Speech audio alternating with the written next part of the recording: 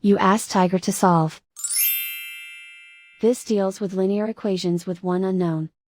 The final result is x equals -1/3. Let's solve it step by step. Group all x terms on the left side of the equation. Subtract 4x from both sides. Group like terms. Simplify the arithmetic.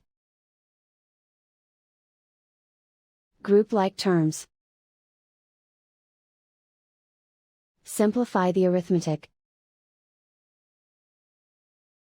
Group all constants on the right side of the equation. Subtract 1 from both sides.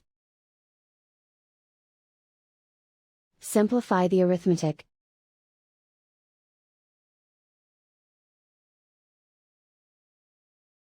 Isolate the x.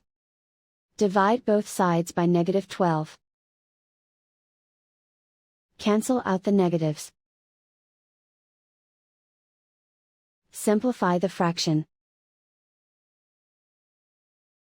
Move the negative sign from the denominator to the numerator. Find the greatest common factor of the numerator and denominator. Factor out and cancel the greatest common factor. And so the final result is x equals -1/3.